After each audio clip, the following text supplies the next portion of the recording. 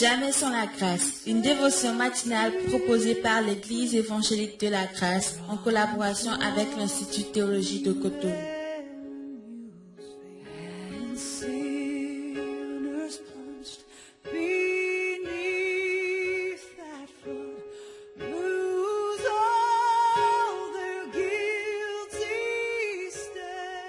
Bonjour chers amis, chers internautes, nouvelle journée, nouvelle provision, bienvenue dans cette dernière dévotion de cette semaine. Je tiens de tout cœur à remercier chacun pour vos retours, pour tout ce que vous nous communiquez en inbox, vos témoignages. C'est vraiment encourageant, ça nous donne vraiment envie d'aller plus loin, de nous donner à fond et de donner le meilleur vraiment de nous-mêmes. Alors, ce matin, nous vous souhaitons encore une fois bienvenue dans notre dévotion et nous lisons dans Ruth chapitre 2, le verset 8 où il est écrit « Boz dit à Ruth, écoute ma fille, ne va pas glaner dans un autre champ et ne t'éloigne pas d'ici et reste avec mes servantes. » Alléluia. Hier, nous voyons une chose, c'est que le champ, c'est-à-dire ne va pas glaner dans un autre champ. C'est quoi? Ce n'est pas les champs qui manquent aujourd'hui. Il y a tellement de champs autour de nous, tellement de champs, le champ des émotions, le champ de notre propre justice, le champ de la culture,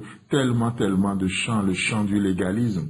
Et la Bible nous dit, ne va pas glaner là-bas. Ne va pas glaner là-bas. Et si le champ est un lieu de provision, laissez-moi vous dire ce matin que le champ, c'est aussi un lieu d'investissement. C'est un lieu d'investissement.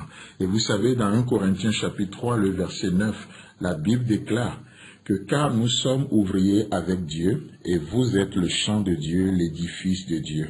Amen. Donc nous voyons dans ce seul verset que nous sommes en même temps co-ouvriers avec le Seigneur, c'est-à-dire que nous travaillons avec le Seigneur, mais par la même occasion, nous sommes le champ de Dieu. C'est-à-dire que Dieu travaille aussi en nous. Nous sommes dans son champ de co-ouvriers, mais nous sommes aussi le champ dans lequel Dieu investit. Alors le champ ce matin, c'est un lieu d'investissement. C'est un lieu d'investissement. Chers frères et sœurs, chers amis, chers internautes, alors que vous et moi, nous sommes appelés à investir. La grande question que je peux vous poser ce matin, c'est en quoi investisserons-nous notre vie? En quoi allons-nous investir ce matin? En quoi allons-nous investir notre temps? En quoi allons-nous investir notre énergie? En quoi allez-vous investir votre argent? En quoi allez-vous investir vos biens? Nous sommes appelés d'une manière ou d'une autre à investir. Et tous nous investissons. Nous n'avons qu'une seule vie à vivre. Mais laissez-moi vous dire que nous avons trois manières possibles de la vivre. La première manière, c'est que nous pouvons essayer de retenir notre vie. Et ce n'est pas du tout la bonne manière parce que la Bible déclare que celui qui veut retenir sa vie, celui qui veut garder sa vie, la perdra certainement. Et ça, ce n'est pas une bonne nouvelle. Donc, nous ne sommes pas appelés à retenir, à garder nos vies. La deuxième manière possible de vivre notre vie, c'est d'essayer juste de la dépenser dans des choses éphémères, dans des choses qui n'auront aucune influence sur l'éternité. Et vous savez, c'est ce que Jacob va faire. Jacob, amoureux d'une jeune fille appelée Rachel, il va dépenser sa vie. Il va dépenser 14 ans de sa vie pour avoir l'amour de sa vie, c'est-à-dire la Rachel tant aimée. Mais malheureusement, Rachel va mourir très jeune et laisser Jacob veuve.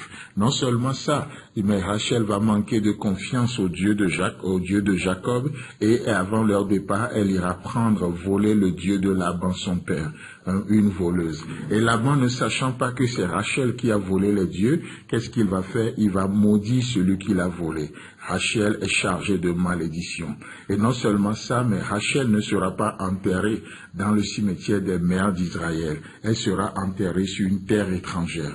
Vous savez, Jacob a dépensé 14 ans de sa vie, mais voilà la finalité. Pour rien du tout, frères et sœurs en Christ, vous pouvez garder votre vie, mais ce n'est pas une bonne manière de la vivre. Vous pouvez la dépenser dans des choses éphémères, mais laissez-moi vous dire que ce n'est pas non plus une bonne manière de la vivre. Alors, quelle est la bonne manière?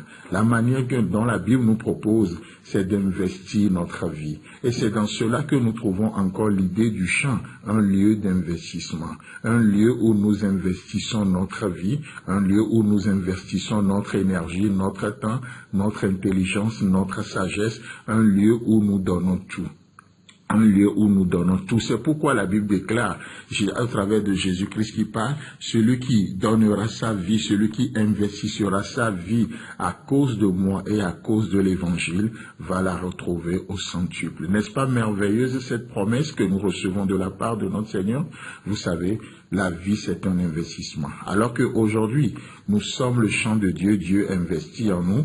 Laissez-moi vous dire que nous sommes aussi des co-ouvriers avec Dieu. Dieu veut que nous investissons dans la vie les uns des autres. Et ça, c'est la bonne nouvelle. Frères et sœurs en Christ, chers amis, chers internautes, aujourd'hui, dans ce sens, nous avons cette double vie que nous sommes le champ dans lequel Dieu investit et son investissement ne sera pas vain.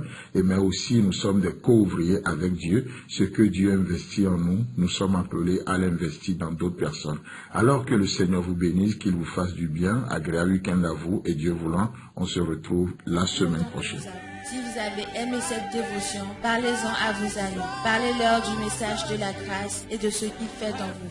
Pour un sujet de prière, une question ou plus d'informations, contactez-nous. Téléphone 64 88 35 87 ou 96 42 69 05 ou par WhatsApp au 94 75 80 20.